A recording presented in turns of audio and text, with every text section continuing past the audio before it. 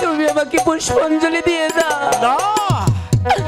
কাঁদছে রে পাতায় পূজার লাগিয়া। শত কাঁদলেও তোকে আমি পুষ্প দেব না। না চাই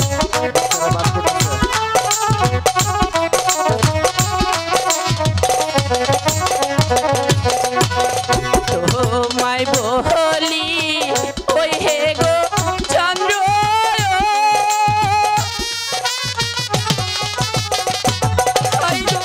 বলি যে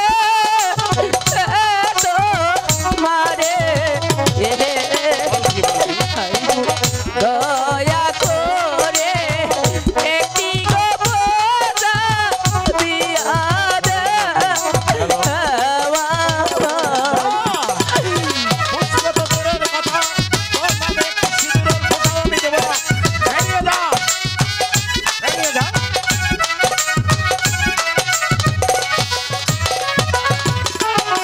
যেও না হতে ও যোগ তুমি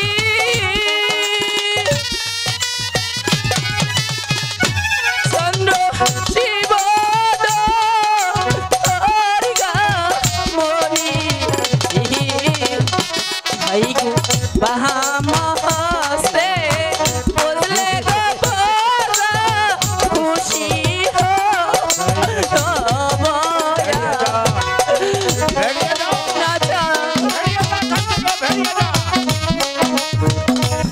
তাহলে পুষ্পাঞ্জলি দেবে না?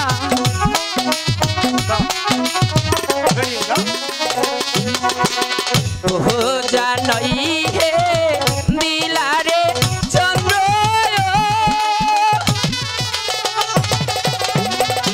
চন্দ্র পূজার দিলা কলঙ্কেরি ডালি রে চন্দ্র মাথায় কইলালি।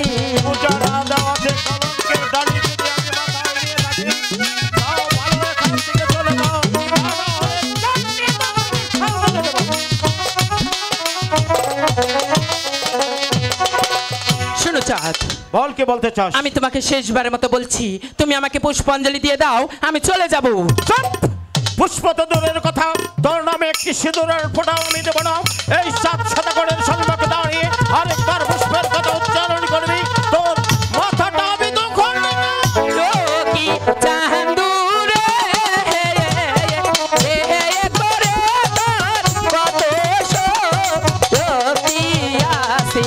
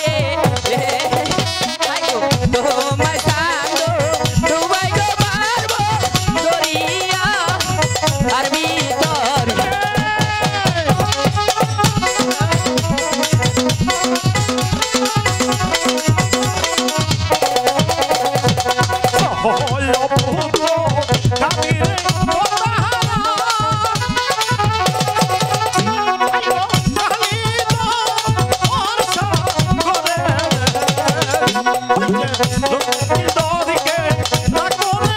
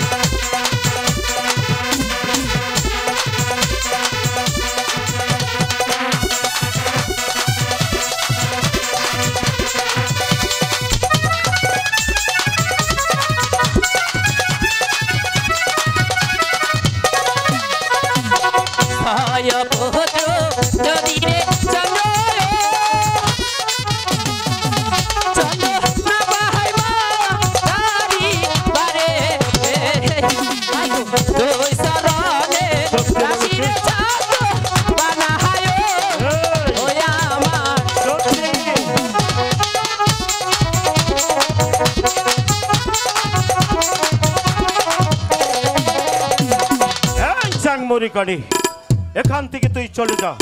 তোকে আমি যতই দেখতে পাচ্ছি আমার শরীরে রক্তগুলো ততই তকবক করে উঠছে।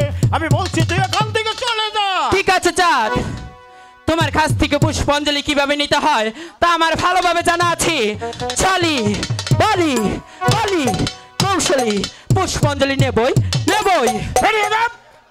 বেরিয়ে যা।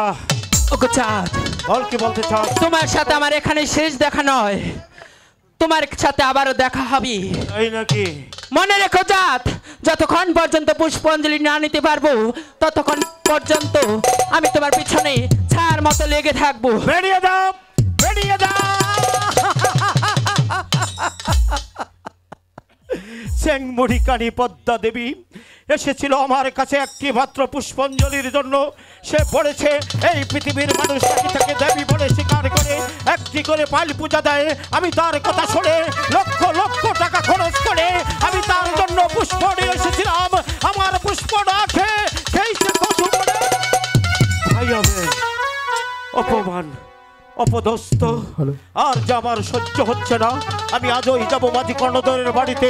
আমার 14 পুরুষের 14 ডিঙ্গা মধুকর মাঝি কর্ণধরকে দিয়ে ওই কালীধর সাগর থেকে জলের উপর বাসিয়ে সুন্দরভাবে মেরামত করে আমি যাব আমার 6টি সন্তান নিয়ে দূরদেশে বাণিজ্য করতে।